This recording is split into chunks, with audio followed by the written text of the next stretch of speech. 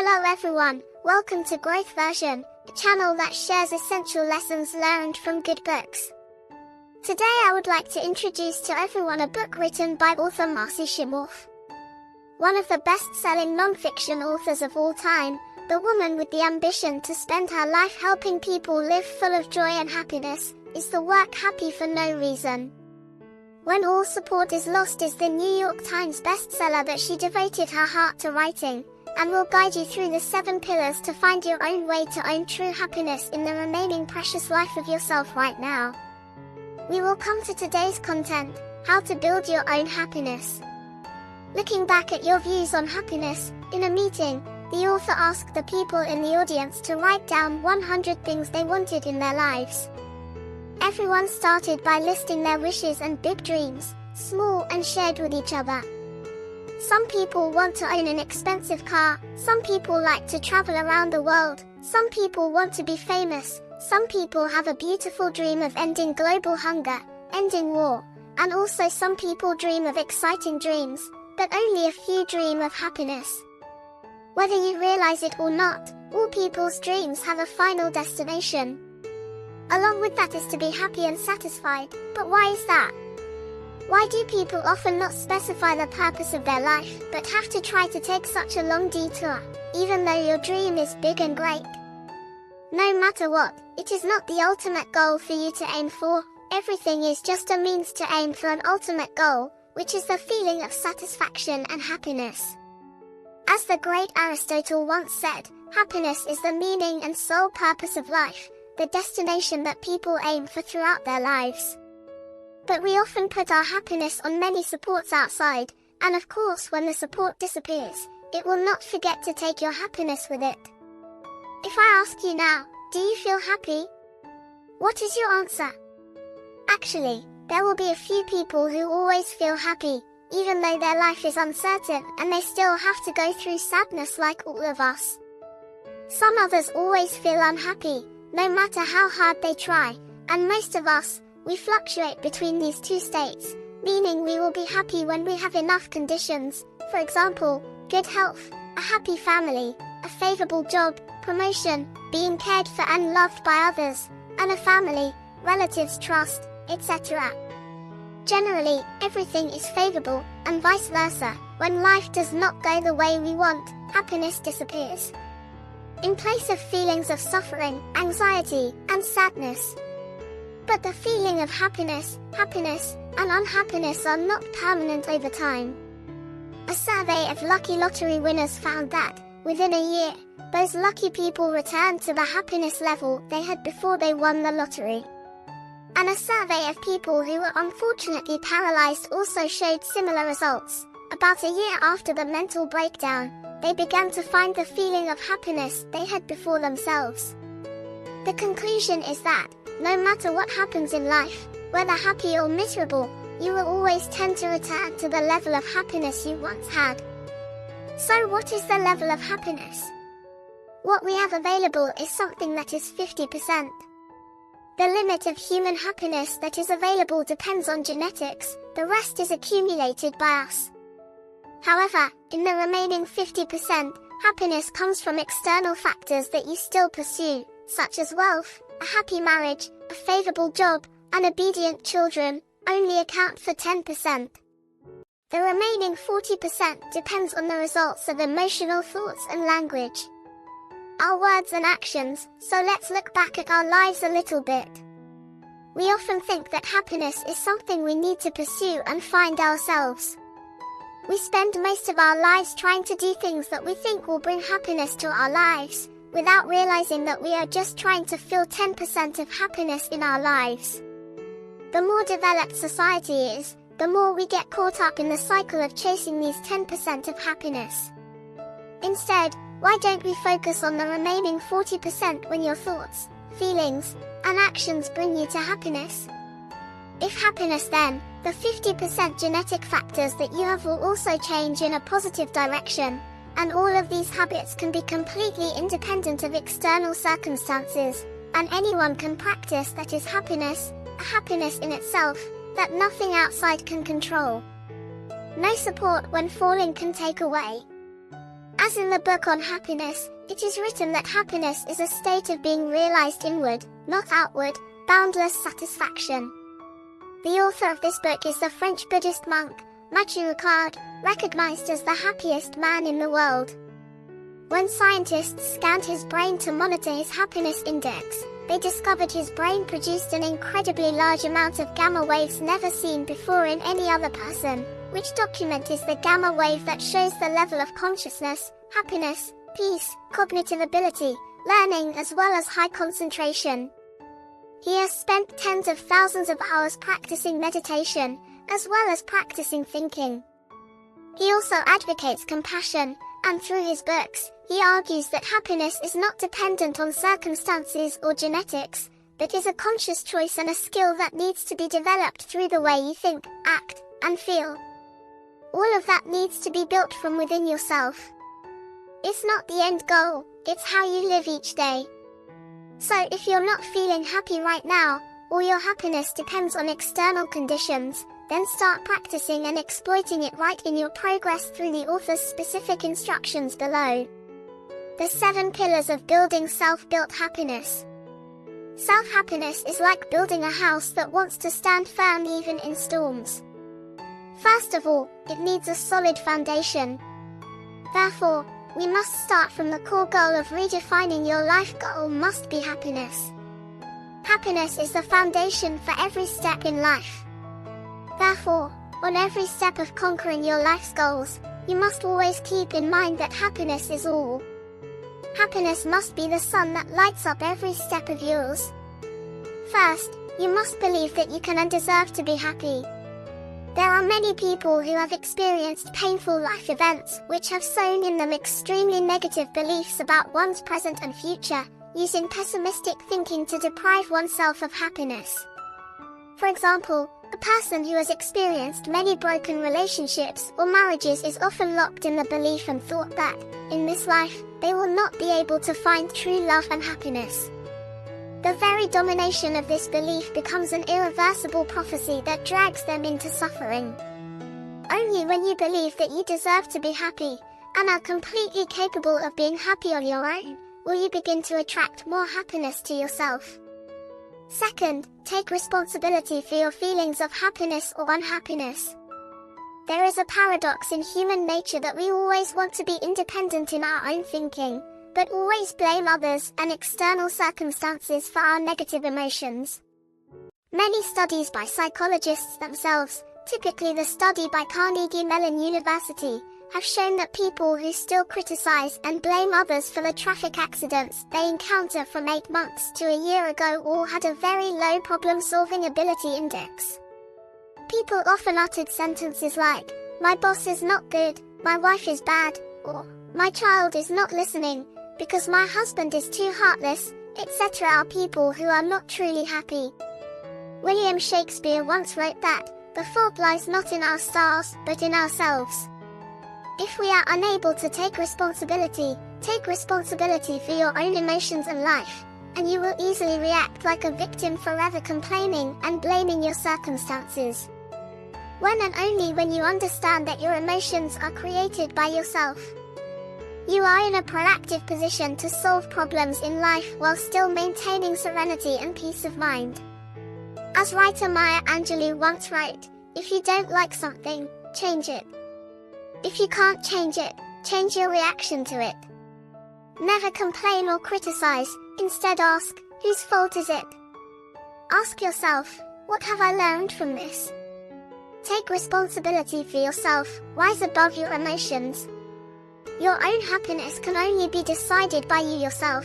As Buddha taught us, no one can save you except yourself. No one can do it and no one can do it for you. You must walk on your own path. Next pillar, second, building the spiritual pillar.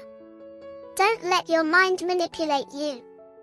Famous American writer John Milton, in his classic work Paradise Lost wrote that the mind can create hell in heaven, but it can also create heaven in hell.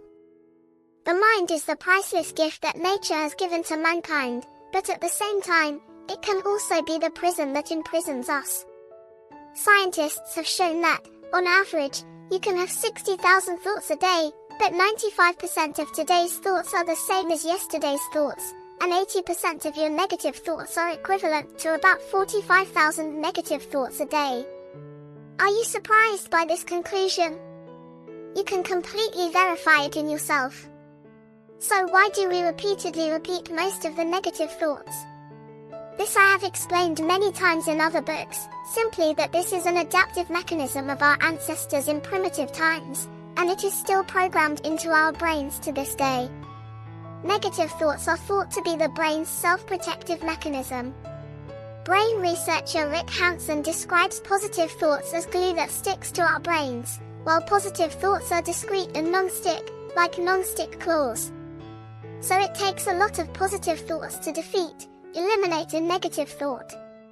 By regularly thinking positively, you will be able to create new grooves on the surface of the brain, that is to fade the grooves of long-standing negative thoughts. Specific method. The author gives the following instructions. First of all, always question your own point of view. In a conference of nearly 500 people, the author suddenly lost her composure when she discovered a man sitting pensively, arms crossed, looking at her from the beginning. By the end of the seminar, there was no reaction on his face, despite the others constantly laughing or agreeing with her. At the end of the seminar, he went straight to the stage, and the author felt like she was about to be shot. Criticism was coming, but surprisingly, he held out his hand and said with emotion because this seminar changed his whole life. It is true that we should not always believe in your own thoughts. There are too many false beliefs, deep-rooted prejudices, negative views that if you don't question it, you will easily get caught up in that negativity and act in error. For example, doubting your partner's fidelity, doubting your own abilities, criticizing the people around you, exaggerating the problems you have, etc. Ask yourself, do I have clear evidence for your thoughts or not, or just temporary emotions, so make annoying judgments? Put yourself in the other person's shoes, you will see another perspective to find solutions. Your husband or wife has maybe you are too tired and stressed about work, so you don't have the energy to take good care of yourself. Have you tried your best? Instead of rushing to conclude that your abilities are limited, do you really know what others have gone through behind your criticism or not? The great Epictetus was not exaggerating when he once reminded us all that an unexamined life is a miserable life. Life is not worth living. So at all times, always keep yourself alert to observe your own thoughts, opinions, and prejudices. When negative, doubtful, and judgmental, be careful to question yourself. That thought, just practice, so that this becomes a permanent habit. You will gradually master your own mind to achieve relaxation, then direct your mind to positive things. This is not how we anesthetize ourselves to avoid reality, and simply choose to face life in a healthier way. For example, when you are having financial difficulties, if you keep complaining, getting depressed, and blaming yourself, can you escape that deadlock? If you ask yourself what you need to do to get out of this situation, and need to review how to manage your finances so that the future does not stumble. If you make mistakes like this is how we direct ourselves to positive things in life. The same goes for Japan. Observe more and judge less. You will not only get rid of annoyance of yourself, and you will begin to see people and things through the lens of more compassion and tolerance, and happiness will naturally flow from your heart. Next, we come to the third pillar of building the heart pillar. The heart is the center of human energy, the source of emotions, the place where life begins, the place that encompasses the vast universe. If you lose connection with your heart, life will be just days. As the writer Helen Keller once wrote, the best and most beautiful things in the world cannot be seen or even touched, but must be felt with the heart. Remember the days of childhood, when we were happy and laughed easily and easy happiness. The bigger the joy is broken down, the harder it is to move us. Because the more mature we are, and the more we have to face the difficulties and complexities of life, the more we appreciate it. We think that the dominant existence of the heart will turn us into weak people who have difficulty moving forward in their careers, and are easily overcome by sadness in love. Or your heart has too many scars that force you to cover them up, so the gate of the heart has closed itself. Happiness cannot exist in a person with a frozen heart, that does not know how to love, and is not sensitive to simple little joys of life, so open your heart by first cultivating gratitude. This is one of the simplest ways to improve mental health. Gratitude will help the brain produce hormones like serotonin and dopamine, which bring about feelings of joy and happiness. Author Melody Beattie once said that gratitude is the filter that helps us see the beauty in every situation. You might think, how to be grateful when my life is so hard, so miserable, everything is not going well, and the whole world seems to be against me. You need to know that when you have a healthy body, that is something to be grateful for, when you still have your parents and relatives by your side, when you have a stable job, even though the salary may not be too high, it is also something to be grateful for, when you have a house to live in. Having food to eat and decent clothes to wear, isn't that something to be grateful for? We have countless reasons to be grateful for life, but maybe over the years, you've been too focused on what you lack. It's something you don't like, so no matter how hard you try, you still can't feel happy. So, returning to being satisfied with what you have is the shortest way to bring you to your own happiness. Whenever you are tired, depressed, and facing difficulties, pick up a pen and write about the things you are grateful for in your life. I am sure that it will give you strong energy to overcome. The beauty of life always comes from the simplest things. Happiness is not about getting what you want, but always loving what you have. Secondly, cultivate a forgiving heart. Altruism has never been easy to do. Anyone can have a forgiving heart in any situation, but if you have a forgiving heart in any situation, you will see the power of it. It is not only a gift to others, but most importantly, it is a gift you give to yourself. I have 2 monks who met after years of being imprisoned and being tortured by the jailer. The first monk asked if he would forgive them. The other monk said indignantly that he would never forgive him. Let the first monk answer, then maybe he is still imprisoned in that prison. You see, we are often no different than the second monk. We think that forgiving others means letting go of everything. We feel guilty and accept the other person's bad behavior. We fear being hurt again. We feel in control when we punish others, and want to prove our victim ego to gain sympathy from people around us. It makes it difficult for us to open our hearts to forgive. But remember that first, you cannot change the past. Second, everyone has their own hurt decisions, and the person who was hurt people love to hurt others. And thirdly, you can never change others. You can only change yourself by letting go of the past and the victim mentality. Let go of the fear in your heart to escape the self-imposed bondage in your soul and live happier. Remember that forgiveness does not erase the past, but it opens up the future. In addition, cultivating a forgiving heart is also knowing how to balance the interests of others and ourselves, instead of putting our own interests first, is the help of listening, understanding, and sympathizing with people who care and give. We need conditions to have true happiness. As author Deepak Chopra once wrote, actions coming from an altruistic heart not only help others, but also purify our own souls. Third, we will come to the pillars of the body. People who know how to balance their lives will be people who have self-happiness, and they will not forget to take good care of their own bodies. You know, happiness is hard to come by. You can't maintain your health if you live in a weak and sick body, so don't forget to take good care of your health. Don't let a busy life make you opt for quick meals with strong drinks to relieve stress, but destroy health exponentially when you get older. Days of continuous lack of sleep because of work overload, and especially no time to exercise. Lack of exercise makes the body unbalanced, health declines, and disease will visit. The author, Joyce Meyer, has a very cautionary advice: take care of your body because it is the only place where you can live. Next is the fifth pillar, of the soul. Mother Teresa once said that plants, flowers, and leaves all grow in silence. The moon, the sun, and the stars also revolve in silence, and people also need silence to touch the deepest part of their souls. Modern people are afraid of silence. It makes them feel overwhelmed, so they often escape silence with the entertainment of the times. You cannot connect with your mind, your soul, if you are afraid to face your heart. Put aside the hustle and bustle of modern life for at least 1 hour a day to take care of your spiritual life.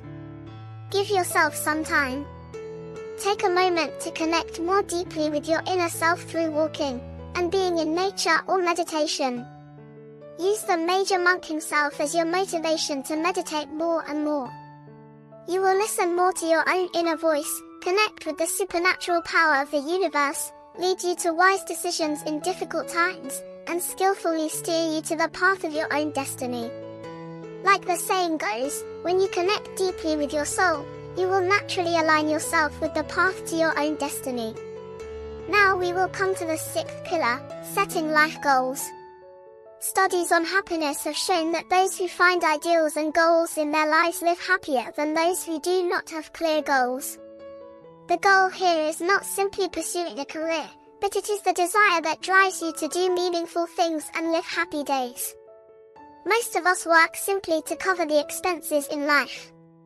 Boring work is not to have goals, but just work to get by day, and month by month, and often only live meaningfully on weekends and holidays. We think we cannot, have no conditions, no opportunity to find passion, and go in the right direction. One should accept a job that one is not passionate about. In reality, the probability that a person can find a job that matches their passion and strengths is not high, but that is not possible. It means you can't find joy in what you are doing. The author advises you that if you can't do the work you love, then love the work you are doing. As Albert Schweitzer once said, success is not the key to happiness. Happiness is the key to success. If you love what you do, you will definitely be successful. No matter what the job is, from cleaning the house, cooking, taking care of children, to company work, by changing your mindset from having to do to wanting to do, look for the positive aspects of the work you are doing, then create small goals to work towards. You will find joy in your work, and recognize growth opportunities as you explore your passions and strengths. Ask yourself what you are particularly interested in, what is truly meaningful to you. What do you find it easy to do while others find it difficult and boring? Does that job bring value to the people around you? Once you discover your passion, be brave enough to pursue it to the end. The author mentioned a group of people who seemed to love the work they were doing. However, they fell into another trap, which was using their work as a spiritual support, and attaching their happiness to their work. When you lose your job, or especially when you retire, you can easily fall into a feeling of emptiness and uncertainty. Many people even fall into depression. Be careful if you consider work a joy. Lives say that all your happiness is tied to it, or even those who consider taking care of their family as the whole happiness of their life, need to pay close attention that life needs to have a purpose, goals to aim for. But we should not live for goals, have goals, and always enjoy the joy from the process. Like the author's father, even though he was 72 years old when he retired, he found joy in learning embroidery, and when at the age of 85, he embroidered a delicate painting himself, and planned to complete it within 4 years, and he completed it on time. Many years of retirement could have been, and are drifting in meaningless, lost, and aimless. It is possible that he continued to live with a vague passion, maybe planting trees, reading books, even learning foreign languages, doing charity work, etc., turning the final twists and turns of his life into an interesting and meaningful endeavor. In the end, we will learn about the seventh pillar of nurturing relationships. Emotions are always contagious, so if you are not mentally strong, you will be easily influenced by people with negative energy, people who complain as soon as they open their mouths, complain, and judge others. If you cannot create the necessary limits of interaction with them, so that their negativity does not drag you down, then the author advises you to limit contact. But if it is your relative, a regular customer, or someone you have to contact regularly, do not let go of their emotions. Keep your own emotions neutral, and be proactively set a necessary limit with those people. Like Dr. Phil advises that, we show people how they should treat us. On the other hand, we should not try to change others. We just need to be role models for them to follow. But relationships that bring positive energy to each other need you to constantly connect with a thread of respect, and regularly meet respectfully, not keep it inside. Always show others that you appreciate them, and appreciate the relationship between the two of you. When you can develop your own happiness that is big enough, inclusive, tolerant, and understanding enough, your own nature and everyone else, you will see the world through a very different prism, the prism of the unified whole, and all is one. You will discover your mission is to live happily. Dear friend, happiness in itself is not a goal that we sit there wishing or praying for, nor is it a goal that we need to achieve, but essentially need to practice every day through changing our thoughts and actions, building the ability to self-reflect, take responsibility for our own lives and emotions, know how to appreciate and nurture inner values, cherish the life you have, relationships, and always know how to give values to the surrounding community. Moreover, it is not a result of one day or one afternoon, but needs to be slow and regular practice, because people are very hesitant when it comes to change, so the author advises you to apply the quit method, starting with small changes continuously until you succeed. If you need to, you should learn about the Kaizen method that I introduced last. It is a final message that happiness can be found in every breath and every step, if we know how to cherish the present. Thank you for listening to the end. If you find this video useful, please leave a share in the comments below. And remember to give me a like button. Hello, and see you in the next videos. And please consider subscribing to the channel so you don't miss out on more valuable content.